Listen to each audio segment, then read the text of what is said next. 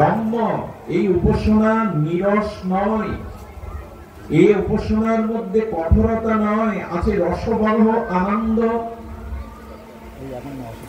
এই জন্য আমরা আনন্দময়ের উপাসনা সরস নির্মল আনন্দ দিয়েই তা করতে হবে, যেটা ব্রজবধূগণ করেছেন।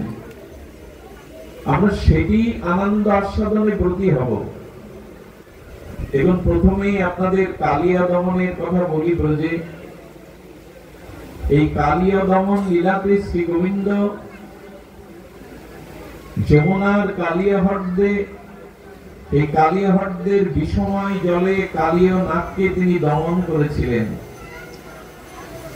সেই লীলাটি যদি আমরা আমাদের আজকের জীবনে প্রেক্ষাপটে জানি, তবে বলবো এইটুকু, আমাদের হৃদয় হলো বৃন্দাবন। শুনুন, আমাদের হৃদয় বৃন্দাবন, আর প্রত্যেক জীবের হৃদয় বৃন্দাবনে ভক্তির গঙ্গা বা ভক্তির যমুনা প্রবাহমান। ভক্তি কোথা থেকে আপনাকে, ভক্তি কোথা থেকে আমদানি করতে হবে না। কৃষ্ণ প্রেম স্বতঃসিদ্ধ ভাবে আমাদের হৃদয় বৃন্দাবনে আছে।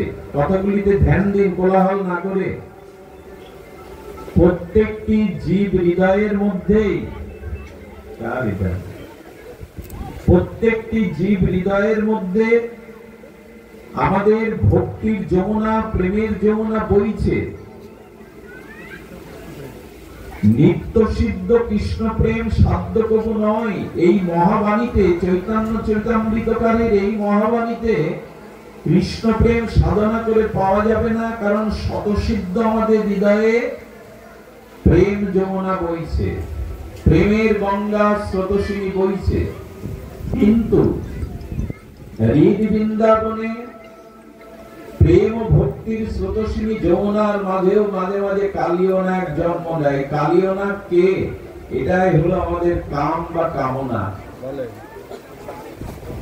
আমাদের হৃদয়ে যেমন বৃন্দাবন আছে, এখানে যেমন প্রেম ভক্তির যমুনা আছে, সেই যমুনার মধ্যে আবার বহু ফণাধারী অনন্ত কাম এবং ক্রোধ রূপ কামনা বাসনা আছে।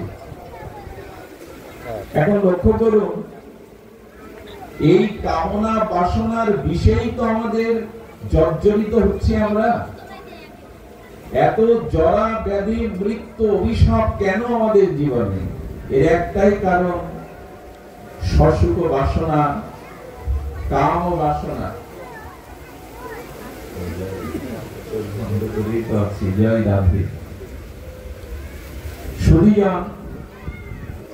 এই যে কাম এবং কামনা, এটি বিষময় করে তুলেছে আমাদের ভক্তি গঙ্গাকে, ভক্তি যমুনাকে। একথা অস্বীকার করার উপায় নাই।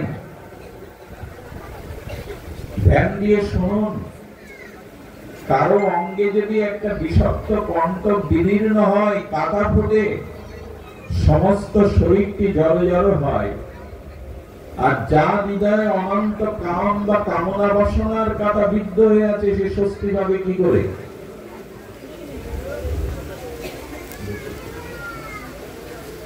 সে স্বস্তি পাবে কি করে? এই জন্য আজ আমাদের জীবনে শান্তির অভাব, প্রেমের অভাব, শুদ্ধতার অভাব। একমাত্র আমাদের চিত্তে কামনা ফণা ধরে আছে। বিষধর কামনা বা বাসনা ফণা ধরে বিষময় করে তুলেছে হৃদয়। ভাগবত সাধারণ গ্রন্থ নয়। কৃষ্ণ দ্বৈপায়ন ভগবান বেদব্যাসের সমাধির স্তরের এইগুলি ভাষা। এই জন্য ভাগবতকে সকলে ধারণ করতে, ভাগবতের রস নিষ্কাশন করতে, ভাগবতের রসসাগরে নিজেকে নিমজ্জিত করতে সকলে পারে না। ভাগবত হলো সমাধি শাস্ত্র, সর্ব বেদান্তের সার, সর্ব ব্রহ্মসূত্রের সার। ভাগবতকে এভাবে বুঝতে হবে। কালীয় দমন লীলা শুধু একটি লীলা নয়। ভগবান সংকেত দিচ্ছেন আমাদের, তোমাদের হৃদয় আজ কামনা বাসনার বিষে জর্জরিত। আপনারা জানেন যমুনার পুলিনে বৃন্দাবনের বনরাজি বৃক্ষগুলি মরে গিয়েছিল এই কালীয় নাগের বিষে। আমাদের জীবনে আজ সবুজতা নাই, আমাদের জীবনে আজ শান্তির ছায়া নাই, আমাদের জীবনে আজ আনন্দের কলকাকলি নাই। কারণ বৃক্ষ না থাকলে বাতাসও পাবো না, নির্মল বাতাবরণ পাবো না, পাখির কলকাকলি পাবো না। তেমন আমার এই হৃদয় যমুনাতে কামনা বাসনার বিষে জর্জরিত হয়ে সবুজতা চলে গেছে, আনন্দ চলে গেছে, সঙ্গীত সুধা চলে গেছে, চারিদিকে বড় বড় বিষ অবস্থা। এই তো জীবন। আচ্ছা, এর থেকে রক্ষা পেতে গেলে কি করতে হবে? এই কামনা থেকে, বাসনা থেকে রক্ষা পেতে গেলে একমাত্র উপায় হলো শ্রী ভগবানের শরণ নেওয়া। কালীয় নাগ দমন আর কেউ করেননি, স্বয়ং ভগবান করেছেন। আমি আপনাদের ছোট একটা কথা এই পরিসরে বলে রাখি, চিন্তা নামক এই মহাব্যাধিকে যদি কেউ জয় করতে চান, তাহলে আপনাদের আরেকটি চিন্তা মনে আনতে হবে। লোহা দিয়ে লোহাকে কাটতে হবে, চিন্তাকে চিন্তা দিয়েই কেটে ফেলতে হবে, ছেদন করতে হবে। এই আমাদের চিত্তে যে সাংসারিক চিন্তা, বাসনার চিন্তা, ভোগের চিন্তা, অসুখ দেহ আসক্তির চিন্তা, এই চিন্তাকে কাটতে গেলে আরেকটি চিন্তা আপনার হৃদয়ে আনতে হবে, সেটা ভগবানের চরণ চিন্তা। দুটোই চিন্তা,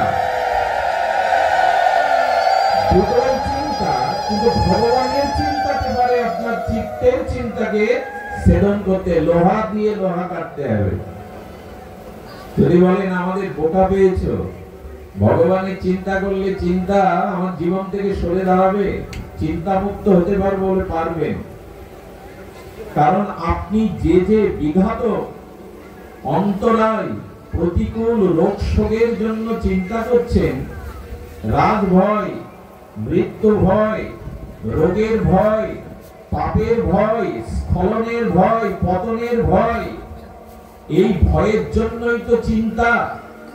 একমাত্র নির্ভয় স্থান, একমাত্র চিন্তার চিন্তামণি স্বরূপ কেউ যদি গোবিন্দের চিন্তা, রাধারানীর চরণ চিন্তা করতে পারে, তার এই চিন্তা চলে যাবে। এই জন্য গোবিন্দের চরণে, রাধারানীর চরণে বিশেষ কটা চিহ্ন আছে।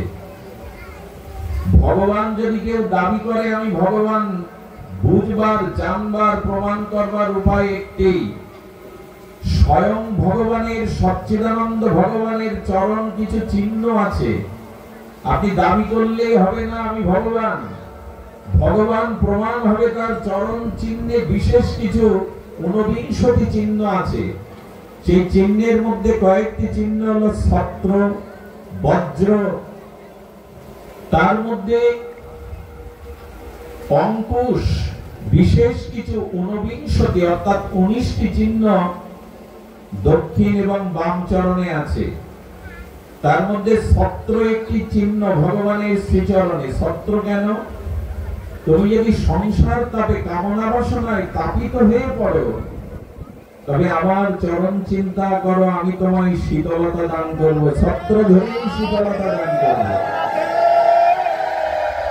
তুমি রোগে, শোকে, ভয়ে, সংসারে ক্লান্ত, আমার চরণ শরণ নাও, আমি তোমাকে ছত্র ধরে শীতলতা দান করব। তুমি পাপের কারণে কষ্ট পাচ্ছ, রোগ শোক জরাব্যাধি ভুগছ, এই পাপ দূর করার উপায় একমাত্র ভগবানের চরণ চিন্তা। ভগবানের চরণে স্মরণ করলে, ভগবানের শ্রীচরণ চিন্তা করলে ওখানে বজ্র আছে। ভগবানের চরণ হলো কুসুমের থেকেও কমল। এই জগতে সব থেকে কমল পদ্ম। কারণ কমলা দেবী, লক্ষ্মী দেবী পদ্ম ফুলের উপরে আসীন বা বসেন। তো কমল দলের থেকে বেশি কমল কমলা দেবী লক্ষ্মী। আর লক্ষ্মীর শ্রীঅঙ্গে যে কমল, তার থেকে আরো বেশি কমল লক্ষ্মীর করপল্লব পল্লব। শ্রী লক্ষ্মীর করপল্লব আরো কমল, আর তার থেকে বেশি কমল লক্ষ্মী দেবী যে কমল হস্ত দিয়ে যে ভগবানের চরণ সেবা করেন, সেই চরণ কমল। তো ভগবানের এমনও কমল চরণ দলে বজ্রের চিহ্ন কেন? বলে আকাশ থেকে যদি বজ্রপাত হয় অনেক পাহাড় চূর্ণ বিচ্ছিন্ন হয়ে যায়। পাপের ভয় করো না, যদি আমার চরণে একান্ত শরণ নিতে পারো, ওই বজ্রপাতে যেমন পাহাড় চূর্ণ বিচ্ছিন্ন হয়ে যায়, আমার চরণে শরণাগতিতে শরণ নিলে, আমার চরণ চিন্ত নিত্য নিরন্তর অনন্য ভাবে করতে পারলে, আমি তোমার অনন্ত জন্ম পাপের পাহাড় ভেঙে দেব। পাপের ভয় তোমার নাই, অহংকার সর্ব পাপের ভয় বৎসায় সন্ন্যাসিত। আমি তোমাকে পাপ করতে দেব, আর কেউ দিতে পারবে না। এই কথায় বিশ্বাস এলো আমাদের। সারা জীবন শুধু সংসার চিন্তা, বিষয়ের চিন্তা করে গেলাম। রাতুল আতুল অভয় চরণারবিন্দে ভগবানের কমল পাদ পদ্মের চরণ চিন্তা না করলে মনের চিন্তা ঘুরবে না। তার সব থেকে একটা বড় প্রমাণ আপনারাই। এই প্রচন্ড তাপ দাহের মধ্যে, তাপ প্রবাহের মধ্যে মাটিতে বসেছেন। যদি এই মুহূর্তে গোবিন্দের গুণগাথা সাধু সঙ্গে হচ্ছে বিদায়, আমাদের সাংসারিক বিষয় চিন্তাগুলি এখন অন্তরে স্থান নাই। কারণ ভগবানের চরণ চিন্তাই পারে জগতের চিন্তাকে দূর করতে, আর কোনো উপায় নাই। এই জন্য ভগবানের চরণ চিন্তাই আজ আমাদের একান্ত অপরিহার্য। এই জন্য গোপীরা, বৃন্দাবনবাসীরা সমস্ত আপদে বিপদে সংকটে তাদের একমাত্র শরণাগতি ছিল কানাইয়ের উপরে, কৃষ্ণের উপরে। তো ভগবান আজ কি করছেন? কালিয়নাগকে দমন করছেন, তার বিষময় ফলার উঠে নৃত্য করছেন। নটরাজ আজ মহা নৃত্যে তিনি নিমগ্ন। অর্থাৎ ভগবানের চরণ চিন্তায় পারে এই বিষময় বিষধর কাম কামনা বাসনার মস্তককে দমন করতে। কি সংকেত দিচ্ছে ভগবান দেখুন। তার চরণ চিন্তা করলেই কেবল বাসনা কামনা দূরে যাবে। আমি একটু ছোট্ট প্রমাণ আপনাদের সামনে তুলে ধরি। কোন প্রতিষ্ঠিত অষ্টা বিগ্রহ কোন মন্দিরে যান, শ্রীমন্দিরে গিয়ে যখন যুগল রাধা মাধব বা ভগবানের শ্রীবিগ্রহ দর্শন করেন, তো ভগবানের বিগ্রহ দর্শনে কারো কাম কামনা জাগে কি? জাগে না। তদুপরি ভগবানের চিন্তাটি যদি হৃদয়ে রাখতে পারেন, তো ভগবানের এই চরণ প্রভাবেই বিষধর এই ফনাধারী কাম কামনা তখন দমিত হয়। আচ্ছা, একটা কথা চিন্তা করুন তো, তো মার্মিক কথা, না শুনলে বঞ্চিত হব, কষ্ট পাবো। সেটি হলো অগাসুরকে বধ করলেন কৃষ্ণ, বগাসুরকে বধ করলেন, কংসকে বধ করলেন, জরাসন্ধ, শিশুপাল সবাইকে বধ করলেন, এমনকি পুতনাকেও বধ করলেন। কালিয়নাগকে ছেড়ে দিলেন কেন? কালিয়নাগকে নিধন করেছিল গোবিন্দ কেন? কারণ কি? এর কারণ আমাদের আচার্যগণ জানাচ্ছেন, কাম কামনাকে একেবারে তাদের পতন ঘটানো যায় না। কাম কামনা আমাদের যুগে, কাম থেকেই তো আমাদের জন্ম উৎপত্তি। কাম একেবারে আপনি নিধন করতে পারবেন না। ভগবান শিব মদনকে ভস্মীভূত করেছিলেন। কাকে ভস্মীভূত করেছিলেন? কামকে। কাম দেবতার নাম হলো মদন। তাকে ভস্মীভূত করে ভগবান শঙ্করকে দিলেন, আমি একটা ভুল করে বসেছি, আমি কামকে পতন করে ফেলেছি, অর্থাৎ তার দেহকে পুড়িয়ে ফেলেছি। কিন্তু কাম না হলে তো সৃষ্টি সৃজন ক্রিয়া চলবে না। এই জন্য তিনি কামকে অতন করে আবার সৃষ্টি করেছিলেন, বর দিয়েছিলেন যে তোমার মৃত্যু নাই। কাম কামনাকে মারতে যাবেন কেন? ভগবান কি বললেন কালিয়নাগকে? কি সংকেত দেখুন। কালিয়নাগকে বললেন তুমি রমণক দ্বীপে যাও, ওই পবিত্র দ্বীপে যাও, এখানে আর থেকো না। এর সংকেত কি? কাম কামনাকে মারা যাবে না, কাম কামনার পতন ঘটানো যাবে না। কাম কামনাকে আপনি একেবারে নিষ্ক্রিয় করতে পারবেন না। উচিত হলো কাম কামনার দিকটা ঘুরিয়ে দেওয়া। আহা, কাম এবং কামনাকে দিকটা ঘুরিয়ে দেওয়া। গোপীদের কাম ছিল না, বৃন্দাবনবাসী গোপীদের কাম ছিল না বললেন, কাম তো আমাদের বেশি, হে জগৎবাসী আমাদের দিকে তাকাও। গোপীগণ বলছেন আমাদের তৃষ্ণা, আমাদের কামনা তোমাদের থেকে কোটি গুণ বেশি, তবে তার দিক ঘুরিয়েছি আমরা। আমাদের নয়ন রূপ দেখার কামনা আছে, তবে জগতের অন্য রূপ নাই। শ্যাম সুন্দর মদন মোহনের রূপ দেখার কামনা আমাদের চোখে। এটা তো মন ভরে যাচ্ছে। কাম কামনাকে আপনি মারতে পারবেন না, নিঃশেষ করতে পারবেন না, সে ক্ষমতা কারো নাই, আর উচিত নয়। কাম কামনার দিক ঘুরিয়ে দেন। গোপীগণ বলছেন আমাদের চোখে কামনা আছে, রূপের কামনা, অনন্ত কামনা। সে কামনা অন্য রূপের নয়, শ্যাম সুন্দর মদন মোহন মুরলীধারীকে দর্শনেই আমাদের চোখে কোটি কামনা। ঘুরিয়ে দিন, মোর ঘুরিয়ে দিন। আরে সাপের বিষ ঔষধ তৈরি হয়। 1 কেজি সোনার দাম কত? যদি আপনি কোটি টাকায় ধরেন তো 1 কেজি সাপের বিষের দাম কত? সোনার থেকে হীরার থেকেও দামি বেশি। তার কারণ কি? জীবনদায়ী অনেক ঔষধ তৈরি হয়। তো সাপের বিষ যদি গবেষণার দ্বারা জীবনদায়ী ঔষধ তৈরি হয়, তবে কামেরও দিক ঘুরিয়ে দিলে কাম ও প্রেমের রূপ নেয়। কাম মানে ইচ্ছা, কাম মানে বাসনা। তো সেই বাসনাটা ঘুরিয়ে দিন। চোখের যদি কোনো রূপের কামনা থাকে, এই জগতে শ্যাম সুন্দরের থেকে কারো রূপ আছে কি? রাধারানীর থেকে কারো রূপ আছে কি? ঘুরিয়ে দাও না মোর। বলে আমাদের কানে শ্রবণ রসের বাসনা আছে, গোপীগণ বলছেন। তো সেই শ্রবণ একমাত্র গোবিন্দের মুরলীর ধ্বনি শ্রবণ। আমরা কানে অন্য শ্রবণ রস আস্বাদন করি না, শ্যাম সুন্দরের মুরলী কেবল। আচ্ছা, রাস মঞ্চে গোবিন্দ যখন শারদ পূর্ণিমায় বংশীতটে যমুনা পুলিনে সেই মহারাসের মুরলীর ধ্বনি করেছিলেন পঞ্চম তানে, বৃন্দাবনে আর কেউ শুনতে পায়নি। বলে আর কারো কান তো বাঁশির দিকে ওভাবে ছিল না যতটা ছিল গোপীদের। খুলনা বেতারে আজ 9টায় আপনার কোন আত্মীয় বংশী বাদন করবেন, রবীন্দ্রসঙ্গীত গাইবেন। আপনি যদি অন্য সেন্টারে দিয়ে রাখেন, খুলনা কেন্দ্রে না দিয়ে অন্য সেন্টারে বাঁশি বাজা বন্ধ হবে, আপনি শুনতে পাবেন না। তখন গোপীদের মনটা গোবিন্দের বংশীর ধ্বনির জন্য তাদের কানে এইটা তাদের খোলা ছিল, খোলা থাকতো সবসময়। এই জন্য কানে যদি কোন শ্রবণের পিপাসা থাকে, বাসনা থাকে, ভগবানের নাম হরিকথা শোনার বাসনা জাগাও।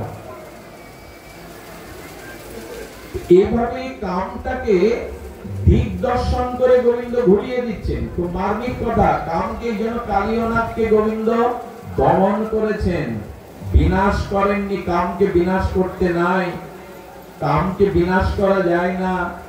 কামকে মোড় ঘুরিয়ে দিতে হয়, রমণক দিকে যাও, ওই পবিত্র দ্বীপে গিয়ে বাস করো, আর ভয় নেই। কাম যদি ভগবানের দিকে যায়, কাম কৃষ্ণ আরাধনে, কাম মানে ইচ্ছা, কাম মানে ভোগ বাসনা। তো সেই ভোগ বাসনা যদি ভগবানের কর্মার্পণে অর্থাৎ ভগবত ভজনের দিকে কামনাটা চলে যায়, ইচ্ছাটা চলে যায়। ক্রোধ ভক্তদ্বেষী জনে ক্রোধ দরকার। ক্রোধকে আগুনের সাথে তুলনা করা হয়। ঘরে আগুন না জ্বললে জীবন চলবে তো? ঘর চালাই তো আগুন, সকালে উঠেই তো আগুনের প্রয়োজন। আগুনটা রন্ধনের উনানের মধ্যেই সীমাবদ্ধ রাখুন, ওর বাইরে গেলে কিন্তু ঘর পুড়িয়ে দেবে। তেমনি ক্রোধটা দরকার, ক্রোধটা নিজের কুস্বভাবের প্রতি রাখুন। বোঝা গেল? নিজের যে কু অভ্যাস তার প্রতি ক্রোধ করুন না। আরে মোবাইলে আমরা ভালো ভালো ছবি ছেড়ে দেই, স্বামী স্ত্রী সুন্দর ছবির দৃশ্য। আমি কোন বর্ষণাতে গেছি, বৃন্দাবনে গেছি, কোন মহাদেব কাছে গিয়ে সেলফি তুলেছি, এগুলো না পাঠিয়ে আপনার যে কুকর্ম কুকীর্তি এগুলো একটু প্রচার করুন না, তাতে সংশোধন হবে। আমরা প্রচার করি ভালোটা, ক্রোধ যদি দেখাতেই হয়, আমি বেলা 9টায় উঠি, ভগবানের ভজন করি না, ওই অলসতার প্রতি ক্রোধটা দেখান না। ক্ষমতা আছে বলে যাত্রার প্রতি, দুর্বলের প্রতি ক্রোধ দেখাবে, নাকি ক্রোধের জায়গা নয়। এই ক্রোধ একদিন আপনাকে ধ্বংস করবে। আজকে যাকে ক্রোধ করছেন, একদিন সেই ক্রোধ আপনার কাছে ফিরে আসবে। ক্রোধটা নিজের খারাপ স্বভাবের প্রতি করুন। ভজন করতে পারছি না, আমি ঈশ্বরের গুণকীর্তন করতে পারছি না, সেই কুস্বভাবের প্রতি, অলসতার প্রতি ক্রোধ করুন। ক্রোধের জায়গা হলো আর ভক্ত বিদ্বেষীর প্রতি, যারা বৈষ্ণব নিন্দা করে, যারা শ্রীগুরু নিন্দা করে, এই বৈষ্ণব বিদ্বেষীর প্রতি ক্রোধ দেখান। সুরিজন, এই জন্য কাম ক্রোধটাকে, আর লোভ, লোভ তো প্রয়োজন। লোভ সাধু সঙ্গে, হরি কথায়। ঠাকুর নরোত্তম প্রেম ভক্তির মহারাজ আমাদের কাম ক্রোধ লোভের দিক ঘুরিয়ে দিচ্ছেন। কাম কৃষ্ণ আরাধনে, ক্রোধ ভক্ত দেশী জনে, লোভ সাধু সঙ্গ হরি কথায়। এই তো দিক ঘুরিয়ে গেল, বিষ অমৃত হয়ে গেল। এই জন্য গোবিন্দ কালীয়নাথকে বললেন, চলে যাও আর রমানব দ্বীপে গিয়ে বাস করো। কালীয়নাথ বলছেন, ওখানে এসে গরুর যদি আমাকে আর গ্রাস করে। গোবিন্দ তখন অভয় মুদ্রা দিয়ে বললেন, যার মস্তকে আমার চরণ চিহ্ন আছে, তাকে বিনাশ করার ক্ষমতা এই জগতে কারণেই তুমি নিশ্চিন্তে চলে যাও। যার মস্তকে, যার হৃদয়ে আমার চরণ চিন্তা আছে, তার বিনাশ কে করবে? সুরিজন, এই জন্য ভাগবত এই আনন্দময়, তত্ত্বময়, সিদ্ধান্তময় লীলাগুলিকে আস্বাদন করে। এই লীলা করতে করতে গোবিন্দের প্রায় বৈকালিক সময় এসে গিয়েছিল। যখন গধূলি নেমে আসছে, তখন গোবিন্দ দেখলেন ব্রজবাসীদের ক্ষুধা পেয়েছে, নিজেও তো কিছু পাননি। কিন্তু তখনও বৃন্দাবনের ওই কালীহট্টের তীরে যে বৃক্ষগুলি বেঁচেছিল, সেই বৃক্ষগুলিতে ফলগুলো বিষময় হয়ে গেছিল। এই জন্য গোবিন্দ ইচ্ছা করে কি করলেন জানেন? ব্রজবাসীরা ক্ষুধায় যাতে বিষফল না খায়, এই জন্য ইয়া দেবী সর্বভূতে নিদ্রা রূপেণ সংস্থিতা, যোগমায়াকে দেখে ব্রজবাসীদের চোখে ঘুম দিয়ে দিলেন। গাঢ় ঘুম আসলে তখন ক্ষুধার কথাও খুব মনে থাকে না, ঘুমিয়ে পড়ে। ব্রজবাসীদের ঘুম পাড়িয়ে দিলেন যাতে বিষময় ফল তারা না খায়। এই হলো ভগবানের কৃপা। তার স্মরণ নিলে, তার চরণ সান্নিধ্যে থাকলে, তার নাম, তার লীলার মধ্যে নিজের মনটাকে ডুবিয়ে রাখতে পারলে তিনি বিষ আমায় দেবেন না, বিষ খেতে আমায় দেবেন না। গোবিন্দ চিন্তা করলেন, বারবার বৃক্ষগুলির যে বিষময় পত্র, পল্লব, ফল ব্রজবাসীরা সকালে আমার গাভীগণ খাবে, তাই এদের পুড়িয়ে দেওয়া উচিত। অশুভ নাশ করে দেয় ভগবান, বিষকে নাশ করে দেয় ভগবান। তাই যোগমায়া দ্বারা আগুন জ্বালিয়ে দিলেন। কিন্তু সেই আগুনের তাপে ব্রজবাসীদের ঘুম ভেঙে গেল। খুব ধ্যান দিয়ে শুনুন। যখন ঘুম ভেঙে গেল, তখন গোবিন্দ কে সবাই বলছেন, গোবিন্দ এই তাপ কোথায়, এত আগুন কোথায়, আমরা তো পুড়ে মরবো। সুধীগণ, গোবিন্দ জানেন সেই অগ্নিকেই তিনি সেদিন ভক্ষণ করে নিয়েছিলেন। অগ্নি, ওই অগ্নি জ্বালিয়েছিলেন ভক্ত রক্ষার জন্য, আবার অগ্নিকে গ্রাস করছেন কার জন্য? সেই ভক্তের। এমন দয়ালু আর পাবেন? ভক্তের বিষ নাশ করবার জন্য যোগমায়া দ্বারা আগুন জ্বালালেন, আবার যখন ভক্তরা সেই তাপে কষ্ট পাচ্ছে, সেই আগুন আবার তিনি নিজে ভক্তের লাগে কৃষ্ণ আগুনও খায়। এমন দরদি কাউকে পাবেন সংসারে? অবশ্য দরদি আমরা পেয়েছি। মাইনেস্টান স্কুলের এক শিক্ষিকাকে আমরা পেয়েছিলাম। ছাত্রদের পুত্র কন্যার স্নেহে বাঁচাতে গিয়ে নিজেই আগুনে দগ্ধ। এরকম দৃষ্টান্ত জগতে বিরল, খুবই বিরল। অনেক জায়গায় দেখেছি আগুন লাগলে বাইরে দিয়ে চিৎকার করে, বাঁচাও বাঁচাও আমার ছেলে ঘরের মধ্যে, অথচ নিজে যাচ্ছে না, পুড়ে মরার সম্ভাবনা আছে বলে। কেউ না কেউ তো যায়। পৃথিবীটা ভালোবাসার শূন্য আজও হয়নি, থাকলে পৃথিবী মরুভূমি হয়ে যেত। এখনো দয়া মায়া করুণা জগৎ থেকে পরিপূর্ণরূপে চলে যাওয়ার কথা নয়, এখনো আছে। ভালোবাসা আছে বলেই, কর্তব্য আছে বলেই পৃথিবীটা এখনো টিকে আছে। নালে অনেক দিন আগে সামরা মরুভূমি হয়ে যেত, প্রাণীগুলো বাঁচত না। তো আজ ভগবান কত দরদি। আচ্ছা, এখানে একটা সংকেত দিচ্ছে ভগবান, খুব ধ্যান দিয়ে শুনুন।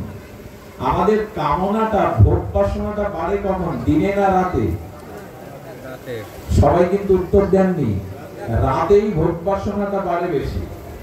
এই জন্য কোন মানুষের চরিত্রকে নির্ণয় করার জন্য দিনে নয়, রাতটাকে দেখতে হবে, রাতে সে কি করে। কোন মানুষের ব্যক্তিত্বের পরিচয় দিনে নয়। দিনে আমার মতো আমি যেমন সাধু সেজে থাকি, মিষ্টি মিষ্টি কথা, কপটতা লুকিয়ে রাখি, সবার সাথে সুন্দর ব্যবহার করি, রাতেই মানুষের ব্যক্তিত্বের পরিচয় প্রকাশ হয়ে পড়ে। এই জন্য গোবিন্দ বললেন, রাতেই তো ভোগ বাসনা জাগে। এই আগুন হলো কামের মতো। তো রাতে যদি কখনো কামনা বাসনা জাগে, একবার আমার নাম নিয়ে বসো, আমার স্মরণ নিয়ে বসো। আমি অনেককেই দেখেছি রাত হলেই তারা জপের মালা নিয়ে ঘরের এক কোণে বসে যায়। কেউ টিভি দেখছে, কেউ বা নেটের মধ্যে ব্যস্ত, কিন্তু কেউ মালা জপ করতে ব্যস্ত। এইটুকু বলতে পারি, রাতের আহার বিহার সঙ্গ যদি ঠিক করতে পারেন, আপনি অনেকখানি এগিয়ে যাবেন। রাতটাকে কাজে লাগান। রাত্রেই নেমে আসে আমাদের বাসনা। গোবিন্দ বললেন, বৃন্দাবনের নিশীথে যেমন কামরূপ আগুন জ্বলেছিল, আর তার থেকে ত্রাণ পাওয়ার জন্য ওরা যখন কৃষ্ণ বলে আমায় ডেকেছিল। আচ্ছা, অনেক তার্কিক ব্যক্তি আছে, প্রশ্ন করে, গোবিন্দ আগুন খেলো তো গাল পুড়লো না? আগুন যে খায় তার গাল পুড়বে না? এর উত্তরে আমাদের মহাজন বলেছেন, ভগবানের ভক্ত, ভগবানের একান্ত দূত হনুমানের লেজ দিয়ে লঙ্কা পোড়ালেও হনুমানের গা পড়েনি। তো দাস বা ভক্তের যদি লেজের আগুনে লঙ্কা পড়ে তার গায়ে আগুন না লাগে, তো তার প্রভুর মুখে আগুন লাগবে কি করে? প্রভুর মুখে আগুন লাগার কথা নয়। হনুমানকে প্রশ্ন করা হয়েছিল, আগুন তোমার গায়ে লাগেনি কেন? বলে, তার একটা কারণ আছে। উনি বুকের মধ্যে দেখিয়ে দিলেন, রাম সীতা তো আমার বুকে। তো যার বুকে প্রভু আছেন, তার শীতল চরণ আছে, তার গায়ে আগুন লাগবে কি করে? আরো দেখুন, ওই লঙ্কা পুরো পুড়ে গেল, কিন্তু একজনের ঘর পড়েনি, বিভীষণের। কারণ ওই ঘরে ভগবানের নাম ছিল, ভক্তি ছিল, বৃন্দাবনী ছিল। আমাদেরও ঘর পড়বে না যদি ওখানে ভক্তির সংসার করতে পারেন, কৃষ্ণের সংসার করতে পারেন।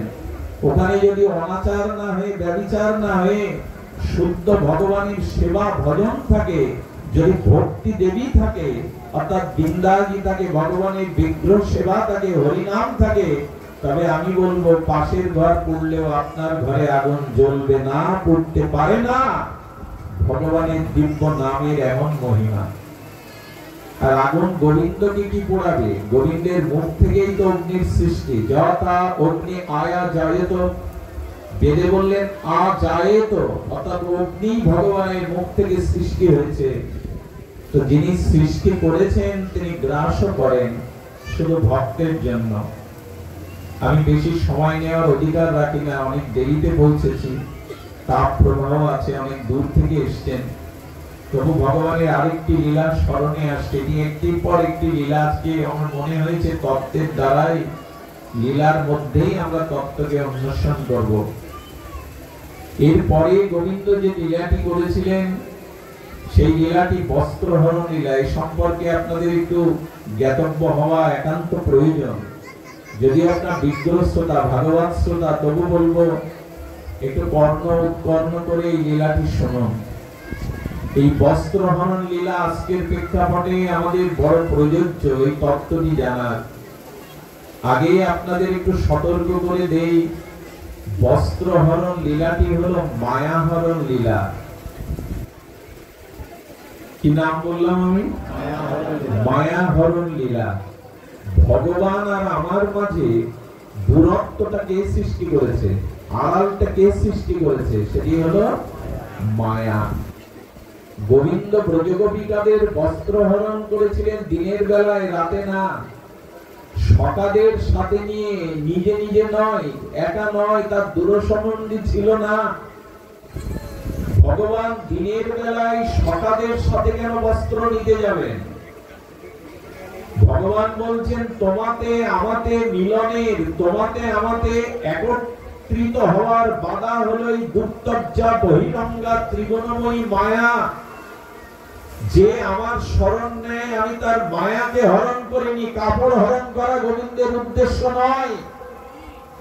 যারা গোবিন্দকে বস্ত্র হরণের কলঙ্ক দেয় তাদের জানা নাই এই গোবিন্দই দ্রৌপদীর বস্ত্রকে জুগিয়েছিলেন সকলের সামনে, বিশ্বের সামনে, অর্জুনের সামনে, দ্রোণাচার্যের সামনে। যে নারীর লজ্জা নিবারণের জন্য কেউ এগিয়ে আসেনি, গোবিন্দ বস্ত্র রূপে যেদিন যে নারীর লজ্জা নিবারণ করেছিলেন, সেই গোবিন্দ কোন রমণীর বস্ত্র হরণ করতে পারেন না।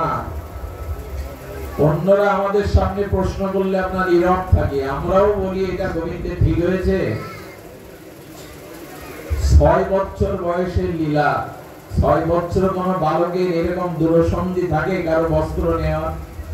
দিনের বেলায় সকাদের সাথে নিয়ে, এর কারণ কি? 5টি জায়গায় বিবস্ত্র হতে নেই, মনে লিখে নিন, আপনার অকল্যাণ হবেই। স্নানে, শয়নে, ভোজনে, ভ্রমণে আর আসনে, এই 5টি জায়গায় কখনো বিবস্ত্র হতে নেই। স্নানে জলের দেবতাকে অপমান করা হয়, এই জন্য বাথরুমে বলুন, স্নানগারে বলুন, জলাশয়ে বলুন, বিবস্ত্রে স্নান করতে নাই। আর ভোজনে, ভোজন কখনো বিবস্ত্র হয়ে করতে নেই, শয়ন কখনো বিবস্ত্র হয়ে করতে নেই। এগুলো একটা অভিশাপ ঢোকে আমাদের মাঝে। কে কার কথা শুনে আজ এমন তার্কিক যুগে আমরা পৌঁছেছি, এমন তর্কবাদীদের যুগে পৌঁছেছি, এগুলোকে পুরানো ভেবে ফেলে দিতে শুরু করেছি।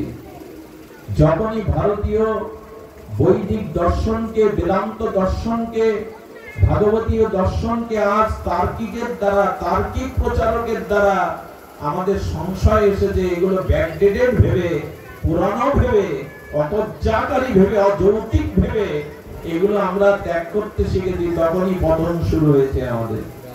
শয়নে কখনো বিবস্ত্র হতে নেই, ভোজনে কখনো বিবস্ত্র হতে নেই, ভজন আসনে কখনো বিবস্ত্র হতে নেই। আর ভ্রমণে অর্থাৎ বাইরে যখন যেতে হয় তখন উপযুক্ত শুদ্ধ বস্ত্র পরিধান করে বাইরে যেতে হয়। গোবিন্দ এই কটি জিনিস জগৎকে জানিয়ে দিলেন। আর তিনি বস্ত্র নয়, আমাদের মায়াকে হরণ করবার লীলাই হলো এই বসনচুরি লীলা। আমার কাছে আসতে গেলে মায়ার পর্দাকে সরাতে হবে। তোমার আমার মাঝে দূরত্ব বেশি নেই, আমি তোমার হৃদয় আসনেই বসে আছি। স্ত্রী, পুত্র, বাড়ি, গাড়ি, টাকা পয়সা তোমার চোখের সামনে, তোমার হৃদয় নেই, আমি তো তোমার হৃদয়ে। তবু দূরত্ব একটার কারণে, বহিরঙ্গা মায়া। এই মায়ার পর্দাকে হরণ করেন গোবিন্দই। মায়া মেতান্তরন্তিতে, আমি কেবল মায়াকে হরণ করতে পারি, আর কারো ক্ষমতা নেই তোমার মায়াকে দূর করবার।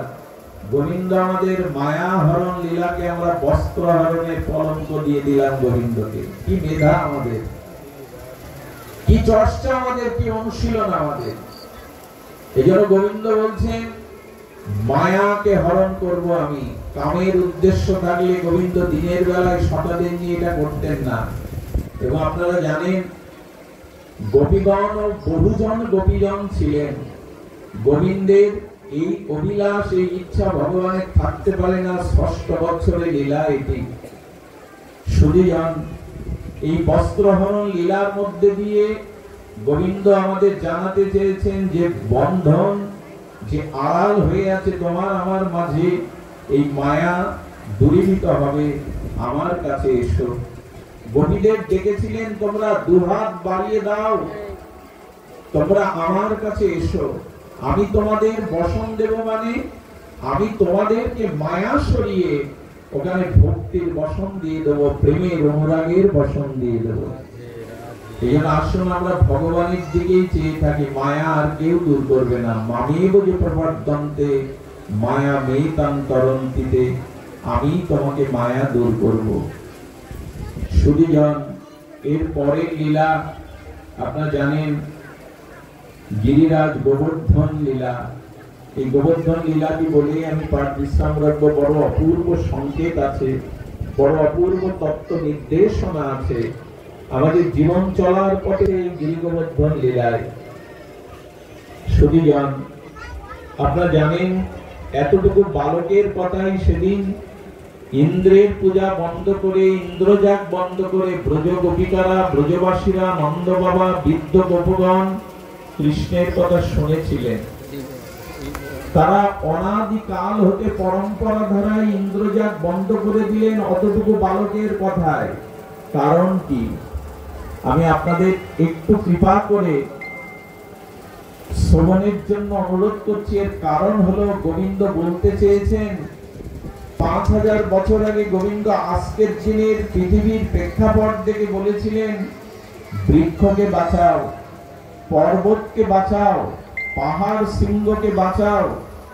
যেখানে বনাঞ্চল, যেখানে পাহাড়, যেখানে প্রকৃতি, সেখানে অন্য পূজা করা লাগবে না। বৃষ্টি এমনি আসবে, বাতাবরণ সুশীতল থাকবে, আর পৃথিবী বা দেশের ভারসাম্য থাকবে। আজ গাছ লাগাও, পরিবেশ বাঁচাও বলে বিশ্ব চিৎকার করছে, আর পৃথিবীর উপরে যে বিরূপ এই যে প্রতিক্রিয়া চলছে, এই 5000 বছর আগে ভগবান গিরিরাজকে স্বয়ং দেবতা, স্বয়ং ভগবান রূপে পূজা করতে নির্দেশ দিয়েছিলেন। আজকের স্লোগান 5000 বছর আগে আমাদের গোবিন্দ দিয়ে গেছেন, আমরা সে কথা স্মরণ করিনি। যার বাড়িতে 10-12টা তুলসী গাছ আছে, তার বাড়িতে সহসে ক্যান্সারের ভাইরাস আক্রমণ হয় না। এটা আমার মন গড়া কল্পিত কথা নয় এই ব্যাসপীঠে বসে, এটা বর্তমান ভেষজ বিজ্ঞানীদের কথা। যার বাড়িতে ধূপের শঙ্করধ্বনি, উলধ্বনি, ঝাঁস কাসর বাজিয়ে সন্ধ্যাবেলায় হরিনাম হয়, ওই জগতের ইথার তরঙ্গ হতে তার ঘরের মধ্যে কোনো জীবাণু প্রবেশ করতে পারে না। হরিনামের ধ্বনি, খোল করতাল, কাসর ধ্বনি, শঙ্কর ধ্বনি, মঙ্গলময় উলধ্বনির ওই শব্দের তরঙ্গে, ওই আকাশ থেকে ইথার তরঙ্গে সন্ধ্যায় সূর্য অস্ত গেলে যে জীবাণুগুলো প্রবেশ করে, সেগুলোর মধ্যে প্রবেশ করতে পারে না। আমাদের এই শাস্ত্রের বাণীগুলোকে আমরা ভুলতে বসেছি বিধায় এই দুর্দশা। গোবিন্দ বললেন, ইন্দ্র নয়, আরে কর্ম করলে কর্মের দ্বারা ফল পাবে। ইন্দ্র তোমায় কি ফল দেবে? গিরিরাজকে পূজা করো। আজ এক হাতে নিজে পূজা করছেন, আর একই বেশে গিরিরাজ হয়ে আজ এই ভক্তদের পূজা গ্রহণ করছেন, প্রসাদ গ্রহণ করছেন। বৃন্দাবনবাসী, ব্রজবাসীরা বলতে লাগলো, সারা জীবন ইন্দ্রের পূজা করে খোঁজ নাই, আজ একদিন কেবল আমরা গিরিরাজকে পূজা করেছি, তিনি প্রসন্ন হয়ে আমাদের কাছ থেকে প্রসাদ পাচ্ছেন।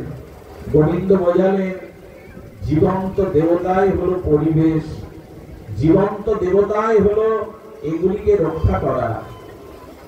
আমি জানি এসছেন ভক্তির কথা শুনতে, আমি সামাজিক আন্দোলনের কথা তুলছি কেন?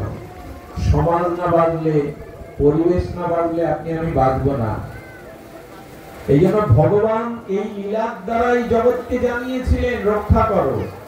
সুধীজন, কিছু মনে নেবেন না, এই লীলার দ্বারা একটা কথা অন্তত আমি আপনাদের জানাতে পারি, সেটি হলো আমাদের ভক্তিটা অনন্য নাই।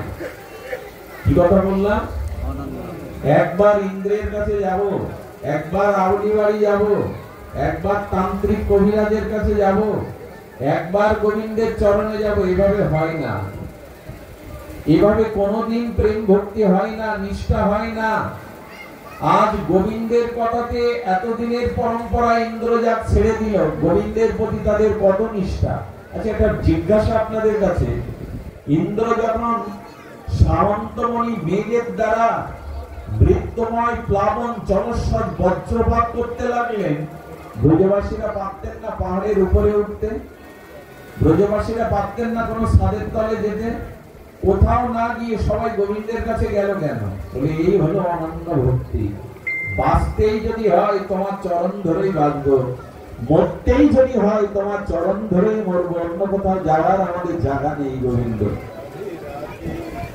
আজ আমরা 10 দিকে ছুটে বেড়াচ্ছি, আমাদের অনন্যতা নাই।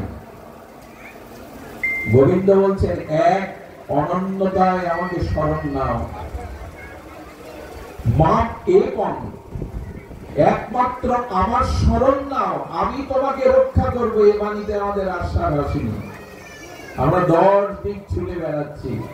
এই জন্য অনুরোধ করব, অনন্য ভাবে ভগবানের স্মরণ নিন, আর কিছু করার প্রয়োজন নাই। সবাইকে মানুন, সবাইকে শ্রদ্ধা করুন, সব মতপথকে শ্রদ্ধা বা সম্মান করুন, কিন্তু মনটা, ভক্তিটা, ভালোবাসাটা এক জায়গায় দিন, ছড়িয়ে দিন না। অনন্য ভক্তি ছাড়া কিছু পাওয়া যায় না। আমার মনে পড়ে আমাদের উত্তরপ্রদেশে এক দাদু, তিনি বিডিআর চাকরি করতেন, বিএসএফ, ওই দেশে বিএসএফ। তো তিনি তার সেই পুরনো দিনের বন্দুকটা যখন ওইটাকে পরিষ্কার করছেন, তার সামনে তার নাতি বসেছিল। তো ওই পরিষ্কার করতে গিয়ে যেটাকে টানলে গুলিটা বাহির হয়, ওনার জানা ছিল না এর মধ্যে পুরনো গুলি পড়ে আছে। তো যখন উনি ওটা টেনেছেন, সামনে দেখতে পেয়েছেন নাতিকে, মুহূর্তের মধ্যেই উনি ছিলেন কাটিয়া বাবার আশ্রিত সন্তান। হে কাটিয়া বাবা, উদ্ধার করো। গুলি করার সাথে সাথে ওর বুকে লেগে পড়ে গেল। কাঁদতে কাঁদতে পরিবারের সবাই যখন আসছে ওকে বুকে নেওয়ার জন্য, তখন দেখছে বুকে গুলি নয়, গুলিটা দেয়ালে গিয়ে ওখানেই পড়ে আছে। কাটিয়া বাবার কাছে গেলে বলেছিল, তোদের জন্য মাঝে মাঝে গুলিও হজম করতে হয় আমাকে। কাটিয়া বাবা এমনি করেই তাদের রক্ষা করেছিলেন। আজ বৃন্দাবনবাসী গোপীরা ইন্দ্রকে ডাকেনি, ইন্দ্রের কোপে বজ্র বৃষ্টি প্রলয় করছেন সামন্তমণি মেঘের দ্বারা, কিন্তু কারো কাছে যাননি, উঁচু পাহাড়ে যাননি, কোন বৃক্ষতলে আশ্রয় নেননি, কোন ছাদের তলে যাননি। আমি আপনাদের অনুরোধ করব, যখনই সংকটে পড়ি আমরা, যখনই বিপদে পড়ি, যখনই জীবন সংকটে পড়ে, আমি আপনাদের কাছে নিবেদন করব, অনন্য গতিতে, শরণাগতিতে এক ভগবানকে স্মরণ নিন। ভগবান আপনাকে রক্ষা করবেন। আজ আমাদের এই মন্ত্রটি নিতে হবে, অনন্য শরণাগতির দ্বারা ভগবান অবশ্যই তাকে রক্ষা করবে। কাশীতে এক সাধক ছিলেন, তিনি ভগবান শিবের আরাধনা করতেন।